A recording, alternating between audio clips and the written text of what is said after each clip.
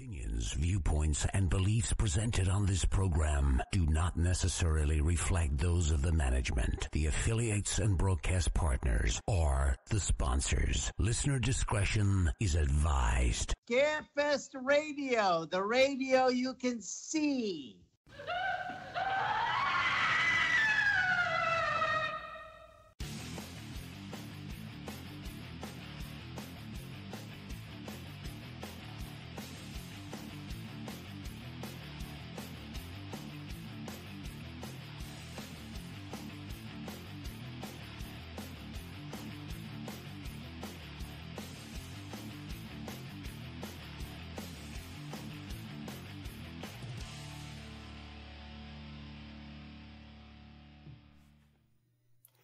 And hello and good evening, everyone, and welcome to Scarefest Television, the original broadcast date, February 9th, 2024, in the lead-up to Scarefest 16. My co-host tonight, the lovely and talented Barbara Jane, and we are talking tonight to our guest, Paula Kelly, who wrote a little book called Ghostly Tales of McCracken County. Now, just to give you a little idea, yes, we have two celebrity announcements at the bottom of the hour. Joe Lewis at the 45-minute mark will be reviewing Crimes of the Future, and I will be premiering my new segment at the quarter-hour mark called My Soapbox. My Soapbox, because I need to be able to gripe. I need to be able to gripe in my own special way. And so this is my forum. This is my forum. So everybody, hope you enjoyed tonight's talk. We do have Paula here. I did it. That was okay, Paula. First of all, that was the first book I ever read on one of these. I want you to know that. I'm too old for this shit.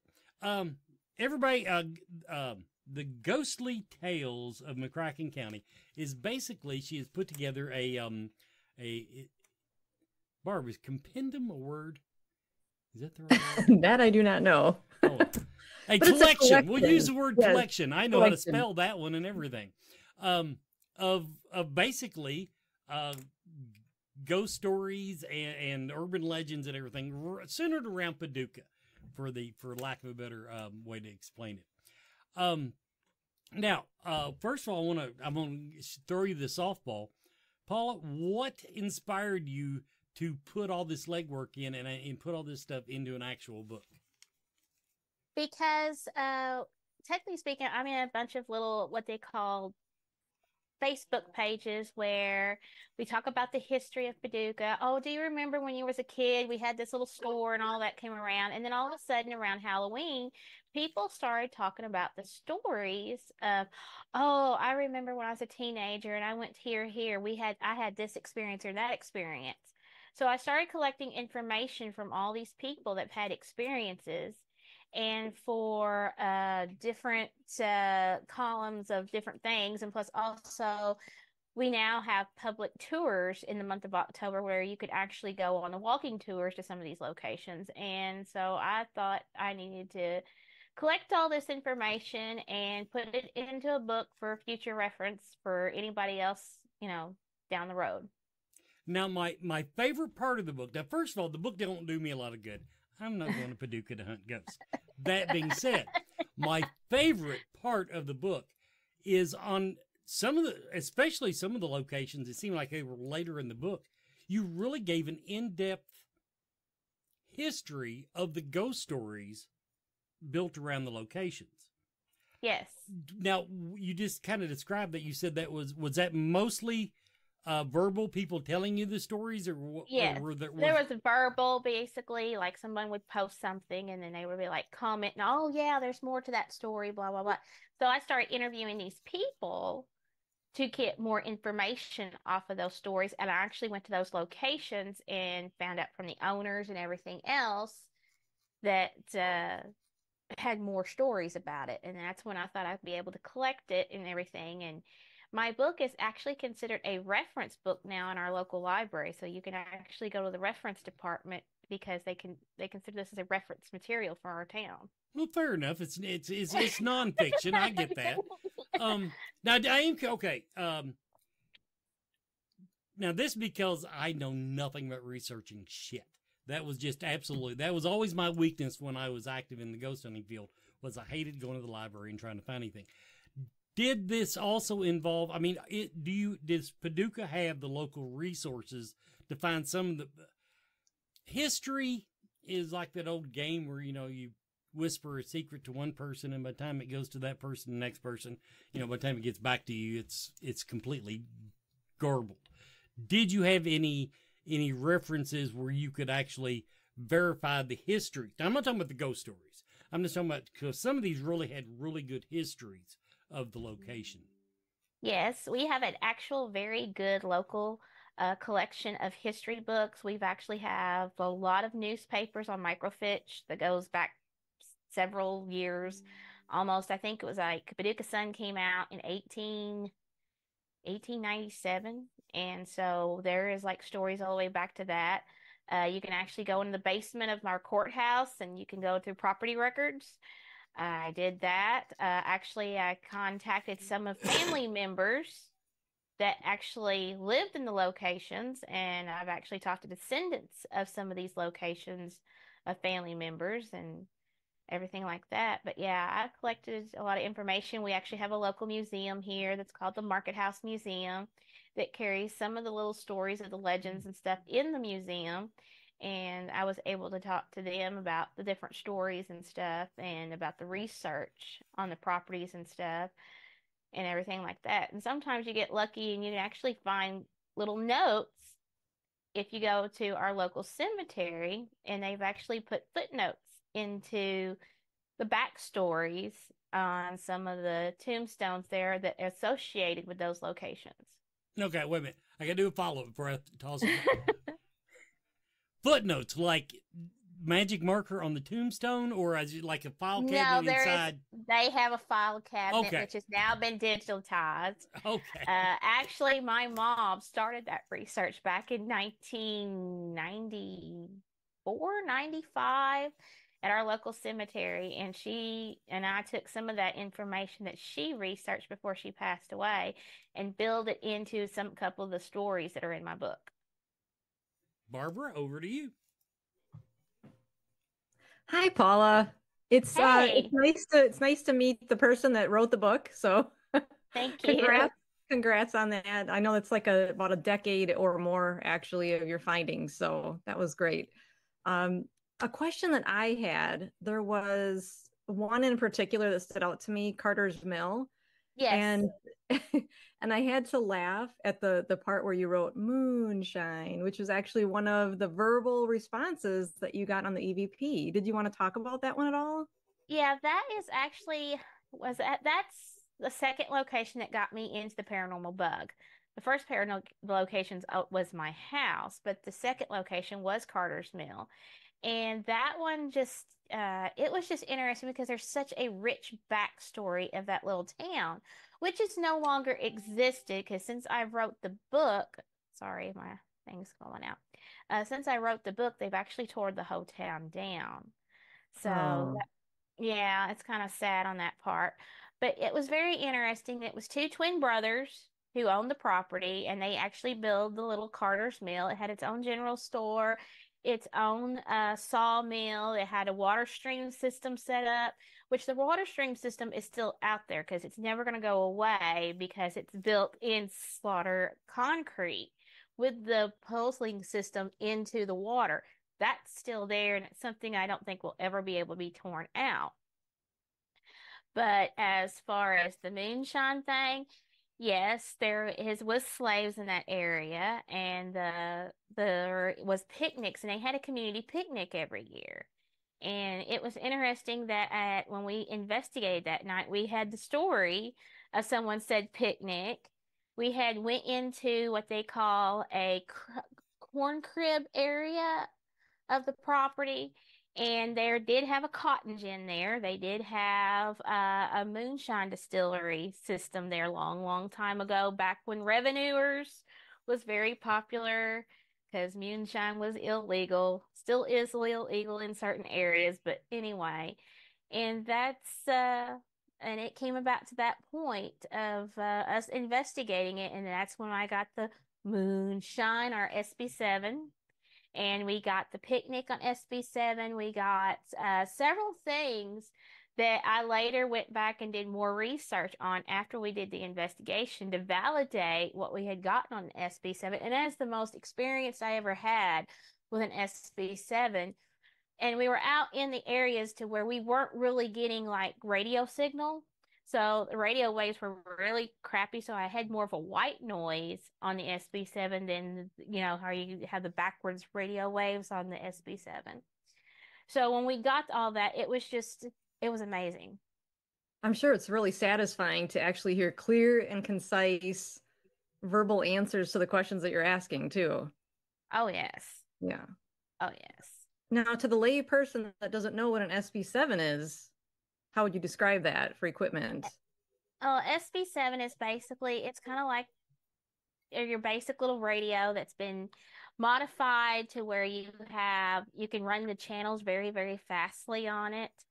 You get a lot of hiccups. You might get a fraction of a radio station, but the frequency, they have it to where it's going so fast that you actually do get voices through it, and it will pick up certain things. Now, you do have your ifs and buts on an SB7, but because you can get a false positive on it. It's just that what we experienced that night, there was no way we could get a get a false positive. That was like real important stuff.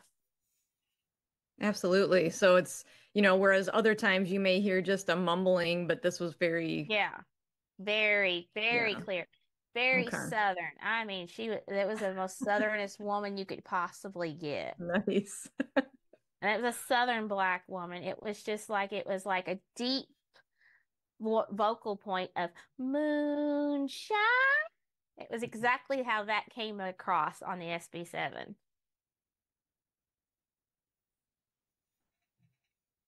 Did we freeze? I think Barbara froze. So that's what I'm thinking. Well, there. Now she's moving again. No audio. Sorry, guys, I'm cutting out. So there we go. Okay, and we're on back. That note, we'll cut to a commercial at this point. We were going to anyway. Be right back.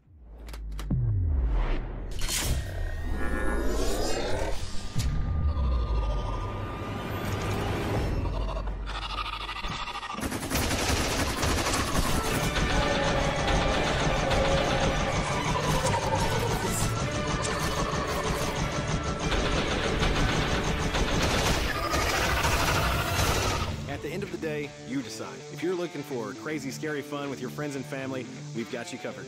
Wicked World Scaregrounds. Why do celebrities charge for autographs? Do people really think that celebrities owe them? Let's assume for a minute that a celebrity is a millionaire. I want everyone to do the math and tell me how much of that million you contributed. Sure, you sat through a couple of commercials on Tubi last month, and you vaguely remember going to the drive-in back in 1984 to watch something. But if you cannot assign a dollar value to your specific contribution to their lifestyle, then it isn't likely very much. Someone else said that as fans, we're their boss. Well, guess what? They still don't owe you their free time any more than you owe your boss your free time. I suspect very many of you, if your boss called and said, I need you to come in this weekend, but since we've already paid you, I will need you to do it for free. And don't forget that even if you got the autograph for free, there are a lot of you that would quickly turn it over on eBay for a 100% profit. Now, are you saying that only you deserve to profit from that autograph? Now, back to Paula. Oh, I do want to give a shout out in the chat room to Scott Devine. You had a better joke about the footnotes on the on the graveyard, he said you should add toe tags. See, footnotes, toe tags. Much better, much better. I have to give you a definite shout out there. Okay, now I did want of your research, and this is kind of a softball question. In your area that were included in the book, we'll just stick with the ones in the book. What location upon both, and you can base it either on the stories you were told, the rich history, or just plain old how your experience was at the place. What do you think is the most haunted place in McCracken County? I believe it is, believe it or not, I believe it's Whitehaven. Tell us about Whitehaven. Okay, Whitehaven is basically, right now, it is the only place in the state of Kentucky that they actually took a 200-year-old building and turned it into a rest stop. So you can actually come to Paducah and stop off of I-24 at exit 7, and you can actually go into Whitehaven. The bathroom area is actually where the kitchen used to be at in the house. Let me get my notes out because I want to make sure I say everything correctly. But yeah, Mr. Anderson is the one that built Whitehaven, and sorry.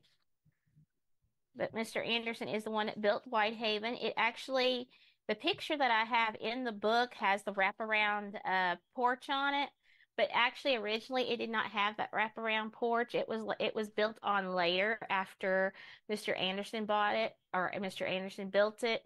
And Mr. Smith took it over, which Mr. Smith ended up being our very first mayor in Paducah, who ended up living in the house, and his wife added the rounded porch to it. They are actually buried not far from it. They have a private cemetery that's down by where the old Kmart building is, which for you guys, you don't know where that's at, but it's basically about a half a mile down the road from it is where they have a cemetery, and they are actually buried in the cemetery. It carries a lot of history inside of it. They actually made it up to a museum. One room is dedicated to Alvin W. Barkley, which was our vice president during Truman, when Truman was in office. And our vice president actually came from Paducah, Kentucky, which is Alvin W. Barkley. And so we have a Barkley room set up to where it looked like what he would be when he was in his vice presidency. We actually have his desk from when he was a vice president in Washington, and it's all set up into that area. He did not believe in wearing bifocals, so he had a magnifying glass set up to a certain width to where when he got up and made his speeches, he would put his documents underneath this huge screen that's a big, huge, gigantic magnifier and read off of it to his people that he was making speeches to, or to any meeting or anything to that fact, because he didn't like to wear glasses in public. And I'm not that bad, but go ahead.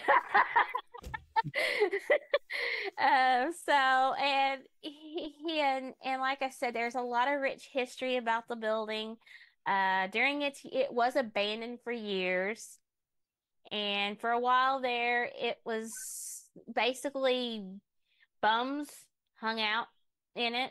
I mean, it was abandoned for about 15, 20 years. It was actually one of those little hangout places to where if you were a teenager wanting to drink alcohol and not get caught, you crept inside that place because it had woods and everything around it because it was in really bad shape.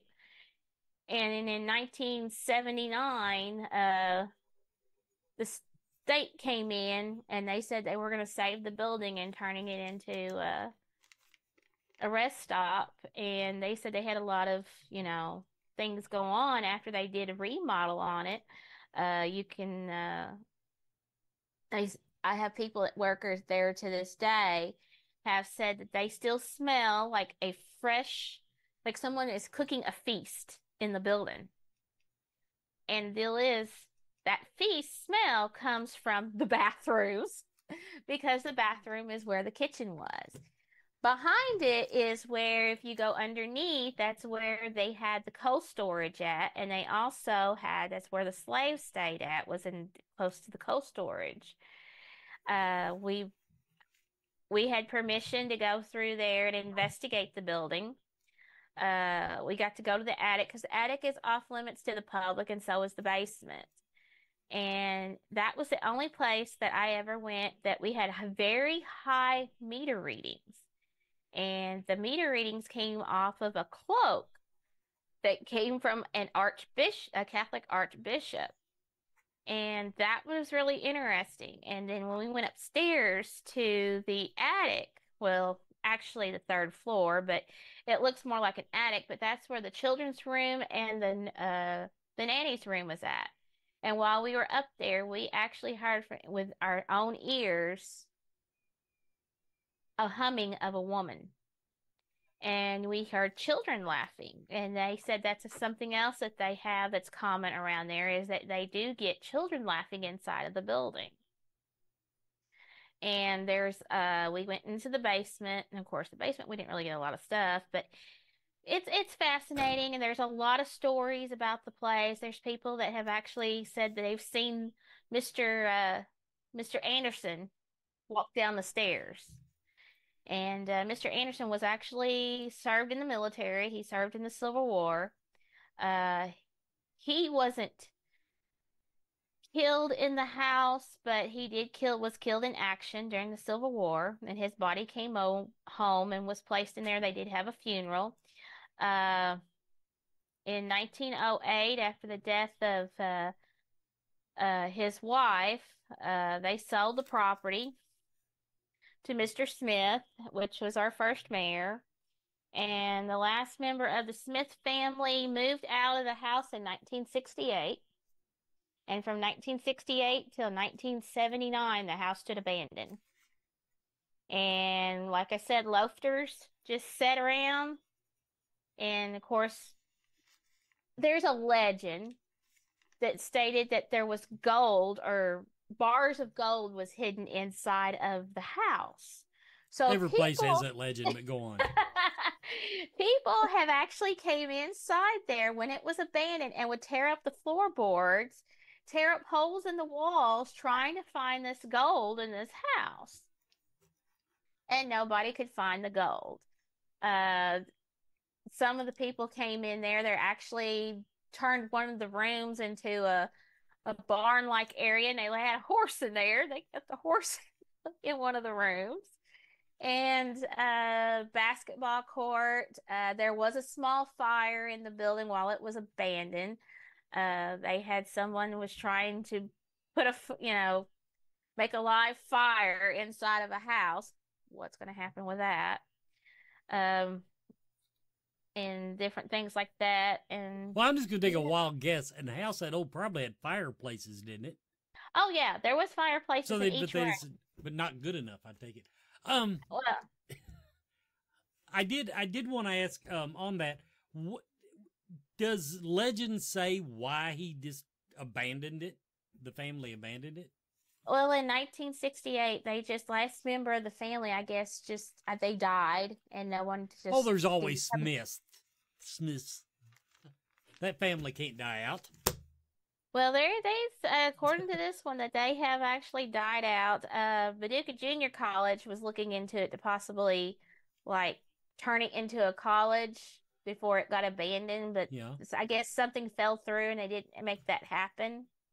There was a lot of acreage to the property, so they did sell some of the property acreage off, and that's where West Kentucky Community Technical College is now.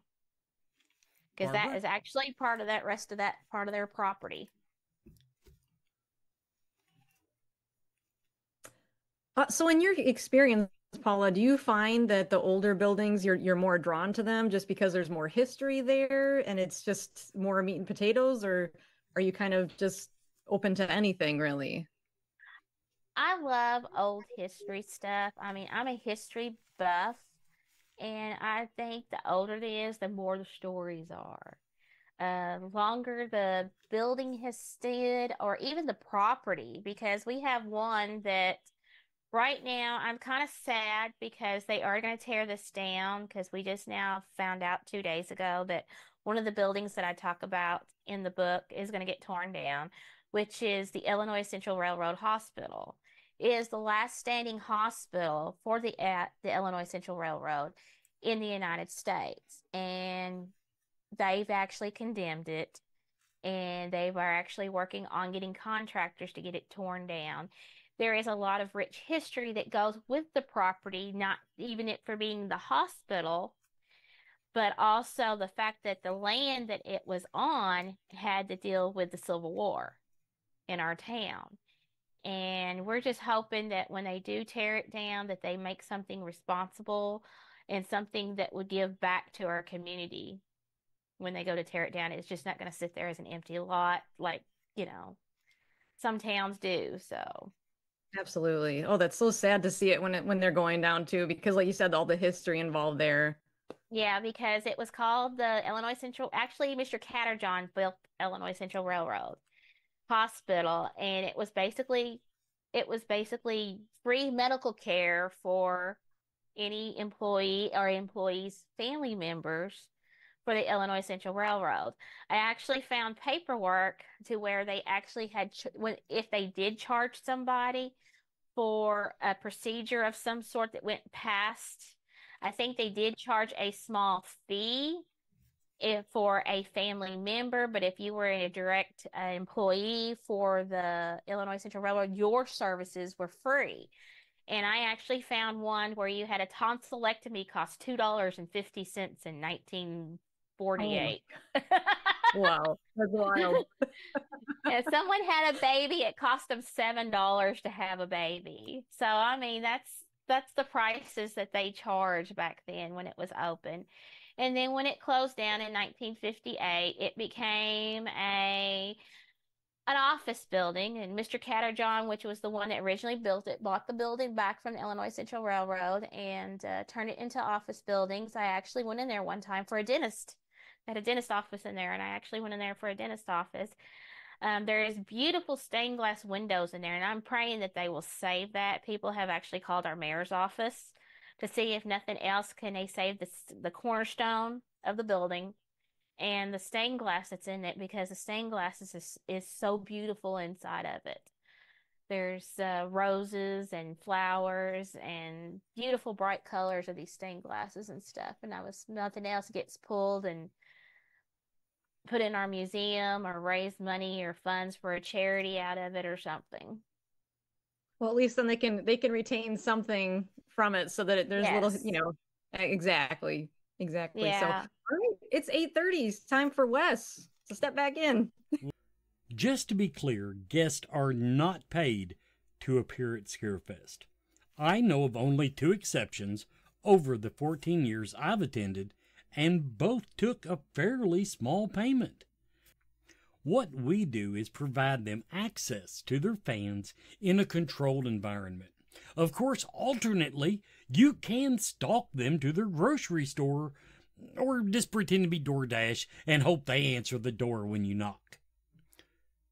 To be clear, a few of our guests will require a guarantee.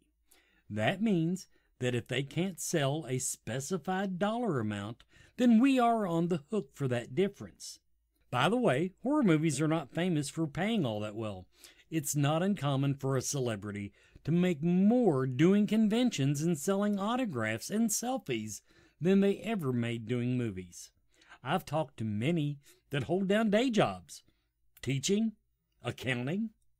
But why would any of them want to give up their weekend, their family time, just to meet you? You didn't even take a bath today. Are you a fan of horror movies, books, comics, music, and collectibles?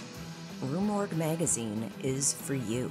Subscribe today to receive 6 or 12 print issues annually and join me, executive editor Andrea Cibisati, on an ongoing journey through the horror genre of the past, present, and future. Plus, get access to unmissable special editions such as A Century of Witches, 50 Years of Gore Cinema, British horror movies, and so much more. Rue Morgue, the world's premier horror and culture and entertainment magazine since 1997. Accept no substitute. And without further ado, you knew he was coming. You knew it a week ago. Skeet Ulrich is coming. So yes, we got Skeet. We're putting together a little Scream collection, if you can't tell. But also, we've got William Ragdale. Say it right, Wesley. William Ragsdale. Fright Night. That's right. Brandon is working furiously to get together a Fright Night reunion. And it's looking good, people. We've got the foundation laid. So there's your celebrity announcements for this Friday. Skeet and William. Don't forget, we are taking staff applications, volunteer applications at scarefestweekend.com. Scarefestweekend.com. Just go there, click the volunteer link, and we will hook you up. Also, if you want to speak at the Scarefest, if you want to give a seminar, if you want to spread your knowledge, fill out that application too. And we're getting a bunch this year. We're getting them unusually early this year. Speaker applications for Scarefest 16 are online. Scarefest Film Festival, and I've fallen behind again about 6 movies or so. I was caught up twice, and I got within 1 movie this last time, and now I'm behind again. But yes, the Scarefest Horror Film Festival is taking applications. Scarefest Horror Film Festival. It's on Film Freeway, so you just upload them and we do the rest. But there it is. Go to scarefestweekend.com and make sure your independent filmmaker friends know all about it. We have horror shorts, and feature films. Vet CityCon coming up March 2nd and 3rd. I will be there. Joanna Hochstetter will be there, and they have I need to come up with a new banner, but their new banner doesn't look as good as this one.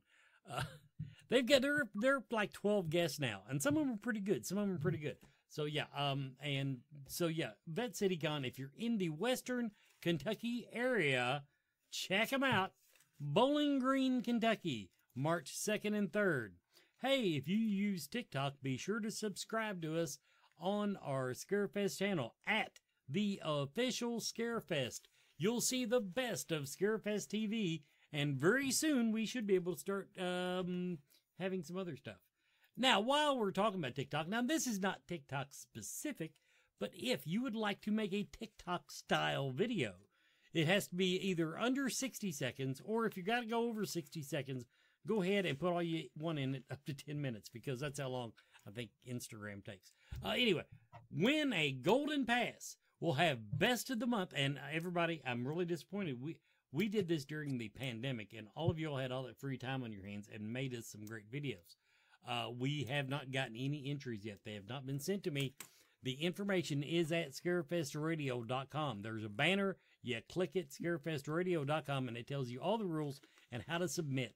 But even if you don't want to do the video, just write me a script. And we will get it produced as best as we can.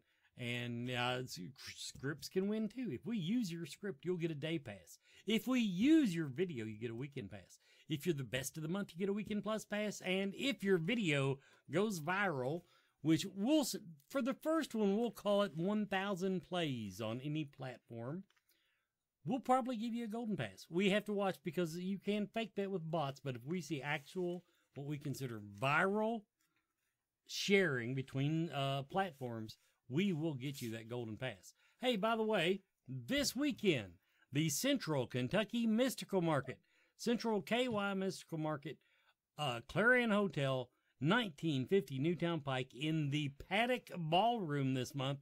It goes on tomorrow. It goes on Sunday, and I'll be there doing really bad tarot, but they have a lot of gifted readers, a lot of great vendors. Stop by and see them if you got any free time this weekend, right there on the edge of Lexington, 1950 Newtown Pike. Opens at 10 a.m. tomorrow, noon on Sunday. Hey, Sleepaway Camp Cosplay is getting a lot closer. I'm within 6 people of having to do this for FrankenCon, because the guy in that picture, I don't remember his name. he will be at FrankenCon in Tennessee. But so I'm 6 people away from doing that cosplay at FrankenCon. That means the best Scarefest can do is the tramp stamp. We'll have to go all the way to 100, and I'll do the tramp stamp for Scarefest. Patreon.com/ScarefestRadio. Are we done? We're done. Ah, there we go. I'm out of stuff to talk about. Okay, my favorite one in there. And I don't even know the story was that great, Paula, but I love Devil. Only because I've always wished I had a cool nickname like that. Oh, you're talking about George Devil Winston? Yeah, Devil, yeah. And because after you told his name once, you referred to him as Devil. Devil. Yes. Through the entire story. Tell everybody a quick history of Devil. So he was a man that basically, he started out living in Tennessee, and then he came to Paducah, and basically he was a bad person. He had a very bad disposition in life, and he ended up murdering his mistress because we actually had a red light district. We had a very large red light district in the history of Paducah.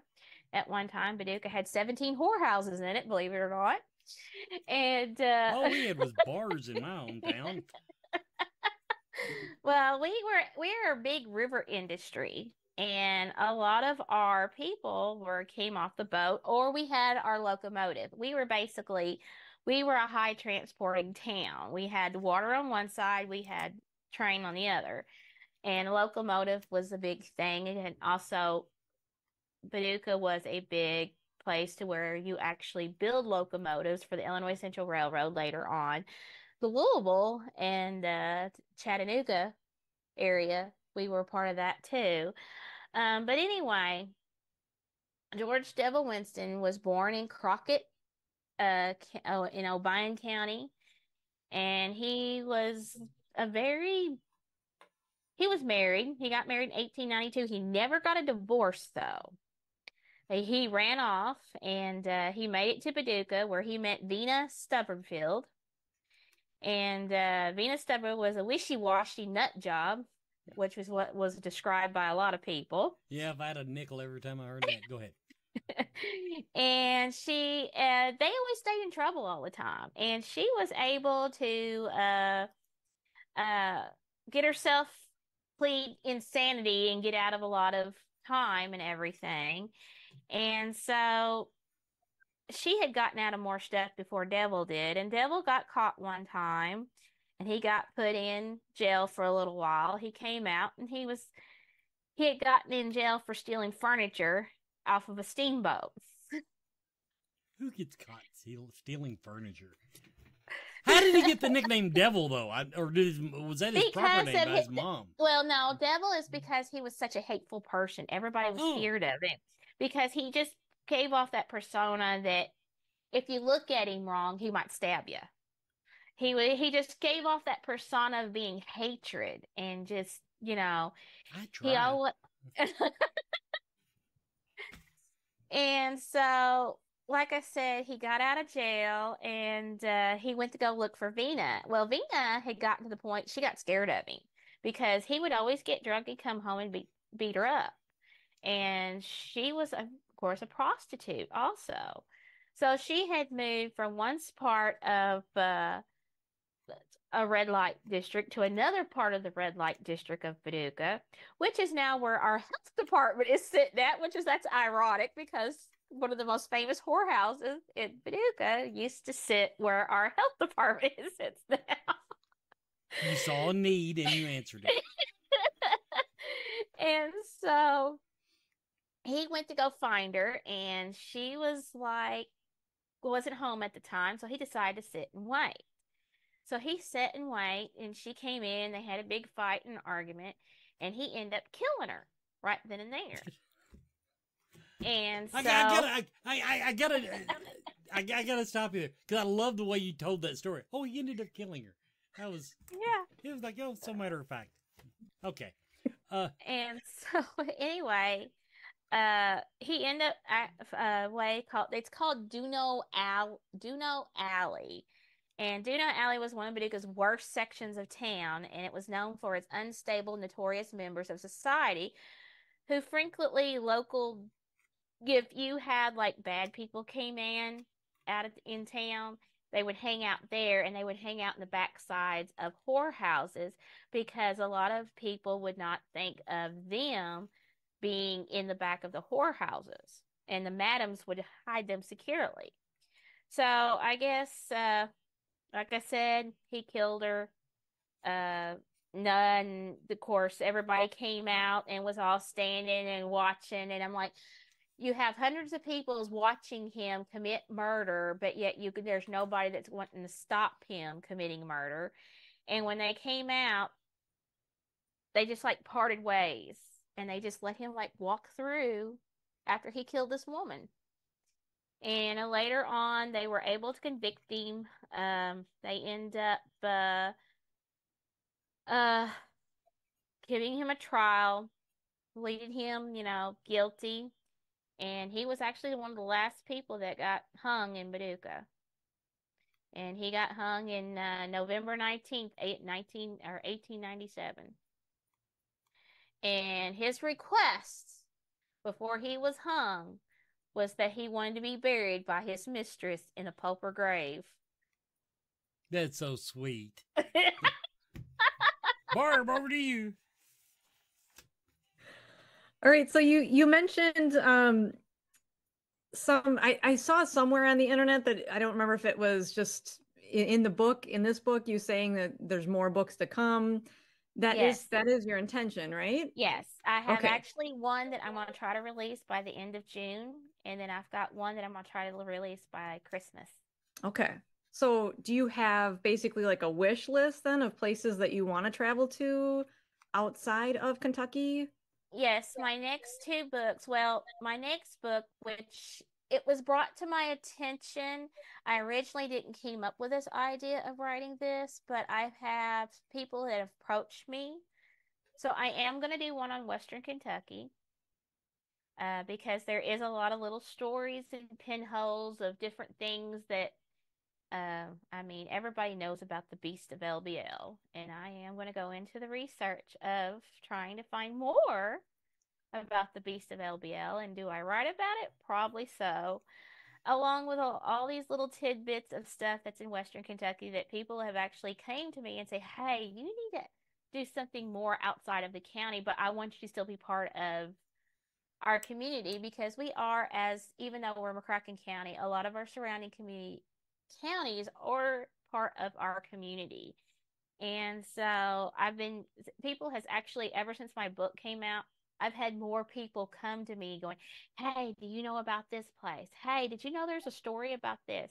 So I have had a collection going on, but I'm also still working on my original book, and I've actually have worked on lining up some of my background investigating on these locations, and I'm actually going to be able to go in and actually, because they found out I am writing a book about their location. Yeah, come on in. We're going to let you That's awesome. do the paranormal. So a lot of my summer this year, if we're not going to be at conventions, is us going and investigating for my material for my books. And that big book, which is going to be a lot to that big book, is going to be called The Ghostly Tales Along the Ohio River. And all these locations are going to be Kentucky, Illinois, Indiana, Ohio, West Virginia, and Pennsylvania. And it's all the counties along the waterway. And I'm going to show how paranormal is more active because of a watering current. Because I've noticed a lot of the locations that people have come to me about, or I've researched that they have more paranormal activity, involves some kind of waterway. Okay. Involves some kind of current, limestone. I'm trying to pinpoint why, certain things are a certain way why is this area more haunted versus more inland of Kentucky. And so I've learned a lot. Like I said, I wrote like 20 stories about Paducah, but I have gotten actually more about Paducah after I printed this book. And so I'm actually going to put another chapter in my Ghostly Tales Along the Ohio River that has more stories about Paducah in that book, along with other areas and like locations in Louisville that people I found out about. And when I'm talking about outside of Waverly, everybody knows Waverly is haunted. And so I'm not approaching Waverly on that, but I did find tidbits of other things that are in Louisville that are haunted that a lot of people don't know about. And so I've been invited to do different investigations, and I've already kind of did one out that way because of the TV show that we're involved in. So Wonderful. because of that, we actually got to go accidentally to that location that I didn't even know about that I'm going to have to include in my book. Well, I have a place for you, a suggestion for you that I'll mention after the break. I think now we're going to head over to Bonehead Weekly's movie review. Okay. Well, first. Oh, sorry. Well, first, I have to do my horror trivia to give away 2 passes to yes. Vet CityCon. Okay, everybody. Now, if you're in the chat room on Facebook's on our Scarefest weekend page, not the fan page, the Scarefest weekend page, and you want to go to Bowling Green March 2nd and 3rd and go to Vet CityCon, answer this question. First one we see answer will win the passes. Bob Clark directed both A Christmas Story and this 1974 Christmas slasher movie. Bob Clark directed Christmas Story and this 1974 slasher movie.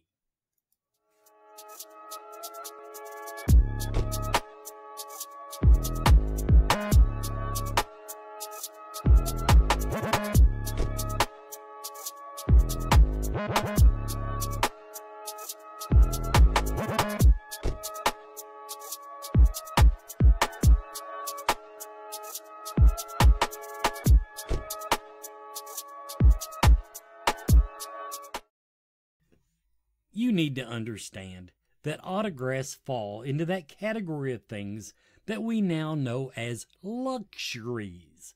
No one needs an autograph. Complaining about the price of an autograph is no different than complaining about the price of a baseball card. And you know, back in my day, I paid 50 cents for a pack of baseball cards and I got a stick of gum. Well, heck, I paid 35 cents for an X-Men comic back in 1975. And you know what? A lot of you have said, I remember when they only charged $20 for an autograph. Yeah, well, I remember when gas was under $1. Oh, and by the way, why would I pay for a concert? I can listen to the radio for free. Luxury items are priced at what the market will bear. We aren't selling loaves of bread. Insulin's overpriced, but autographs are priced just right, or they don't sell. And let's say a star can sign 50 items an hour while giving the fans a personal experience also. Do you think they can sign more for $10 an hour than they can for 40? You know, at the end of the day, they could do it for free and still only sign that same 50 items an hour. So why would they? This has been The Soapbox. Hey, Scarefest, this is Joe Lewis of Bonehead Weekly. You either love Cronenberg or you don't get him. I actually get most of it and love several of the movies, but I am not a die-hard David Cronenberg fan. He does normally have something interesting to say on a shoestring budget. But if you don't know who David Cronenberg is, Shivers, The Fly, The Dead Zone, Dead Ringers. As much as I love Viggo and two of his other movies, I hadn't taken the time to watch Crimes of the Future, which is available on Hulu if you have Hulu. Basically what the story is it's in the future and humans have adapted in some weird way to a synthetic environment. A lot of people can't feel pain. They have new transformations and mutations. And Viggo plays this guy along with his partner they're kind of performance artists. They're kind of like the future TikTokers, if you will. And they showcase the metamorphosis of his organs in these weird kind of ways of they find a new organ and they take it out, and these people love watching it, whether it be live or through streaming. And it's an interesting take on something that he's explored to me several times before, especially in Videodrome and Existence. Should you watch this? I don't know. It depends. It depends on what you find entertaining. It's listed as a horror film. I don't know that it's a horror film. It's definitely not a horror film in the same way that Existence or Videodrome are. It's not as gory or as just visceral as those movies, but it is an interesting take on how we have this accelerated evolution, and it's going everywhere. And there's people out there trying to stop it, killing people to keep them from mutating because they don't think that these people are quite human anymore. And what would it be if you're not? It has a really shocking trigger warning for you right now, opening scene of a mother murdering her son. And then we find out more later why she does it, but it doesn't make it any less traumatic. And some of you may not like that. Truthfully, I've told you this on here several times before. It's not my cup of tea either. Stephen King's book, The Institute, I've went back to it 3 different times trying to finish it because it deals with children. And I don't know, being a dad's made me a wuss. Certain mortality things that I just don't want to deal with. And this is tough. It explains later why she does it. I don't know that it makes that opening scene any easier to watch.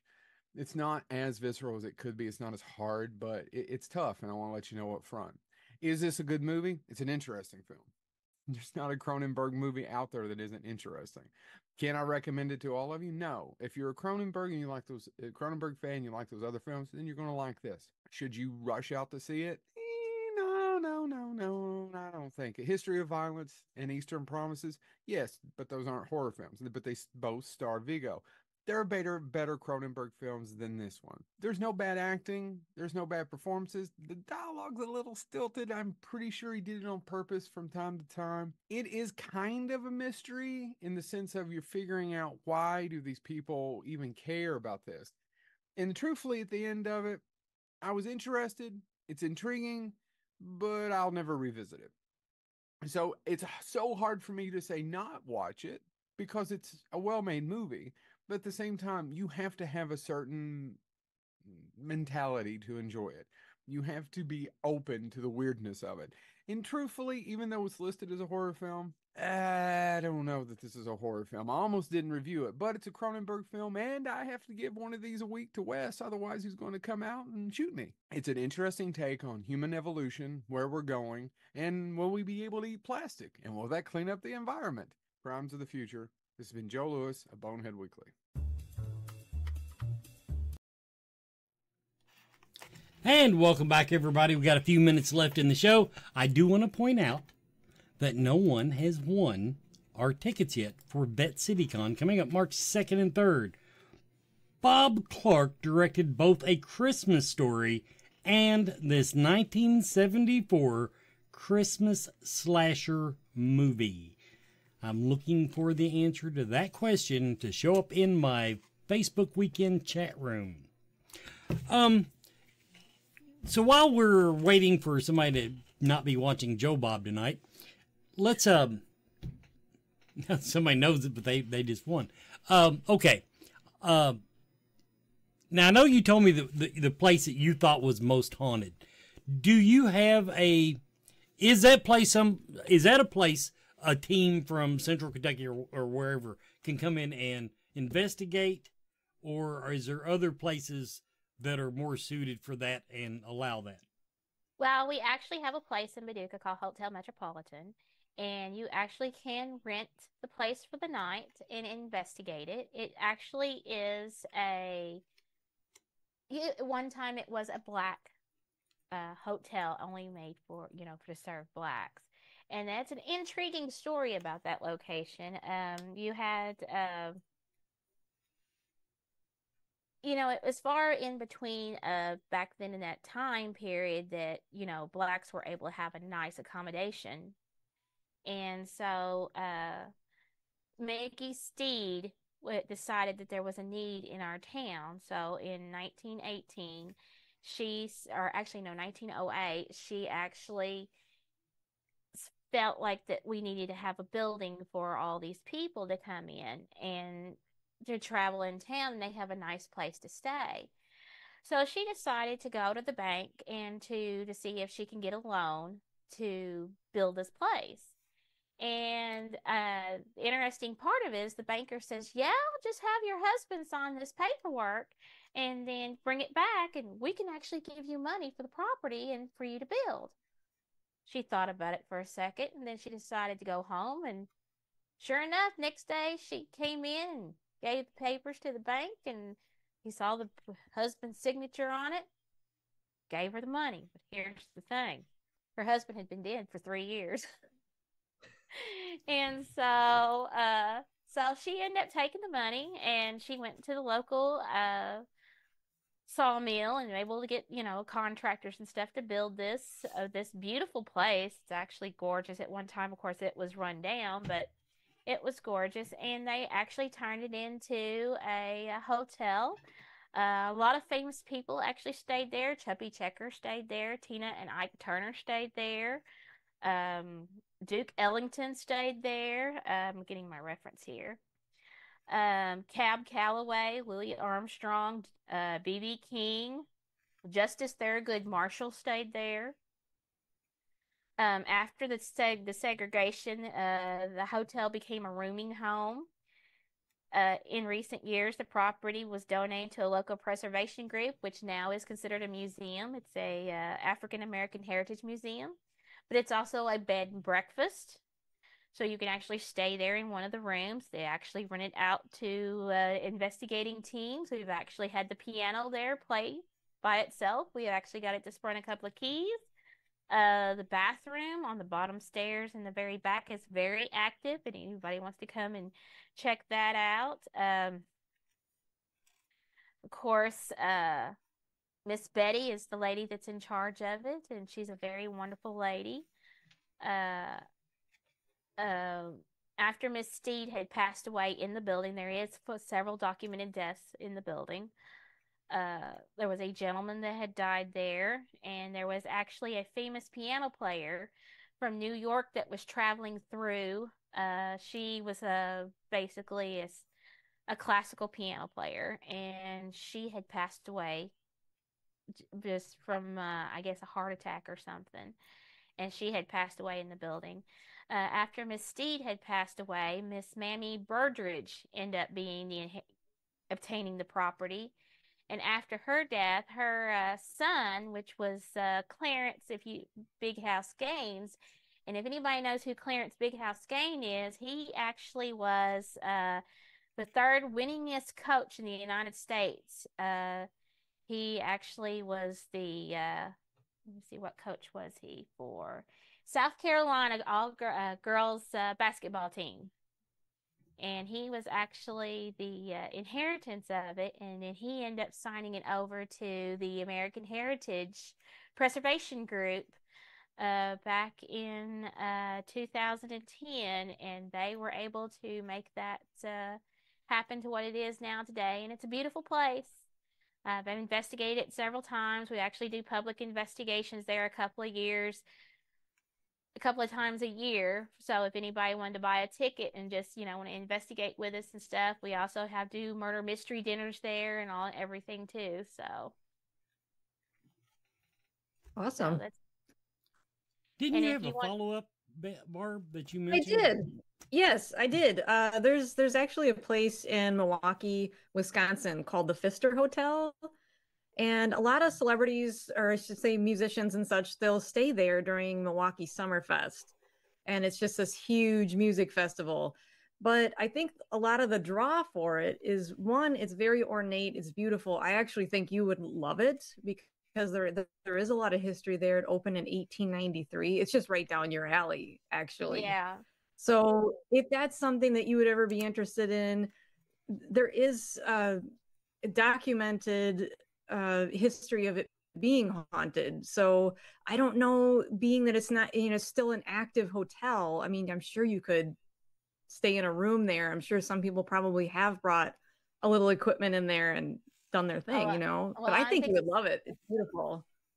Yeah, that's what we're thinking about doing on a couple of my locations, because they're not going to really give us a location to investigate because it's an open business.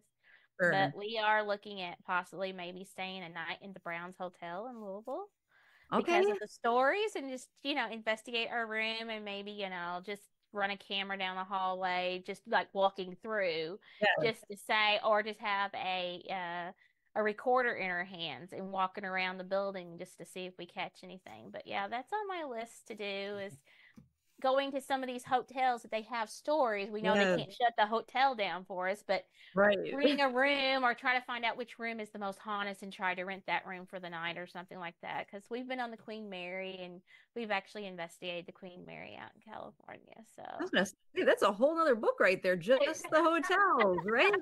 Yeah. Is your room haunted? Yeah. Oh my God, yes. I would read that, yes. Let's do our plug for next week. Next week on Scarefest Television, Hannah Fearman. Hannah Fearman. She will be at. She's was in VHS. We really good interview. We actually had to pre-record that one because she got booked next week at another convention. So, but she'll be at Bowling Green March 2nd and 3rd, and you can meet her there. But catch the interview next week on Scarefest TV. So, Paula, I want to thank you for coming on tonight. Everybody, if you are interested in the book, I have it on Scarefest TV. It's through Barnes & Noble. I've got scarefestradio.com. I got the link on the front page. You can click that and take you to Barnes & Noble and get the book. And see you next week, everybody.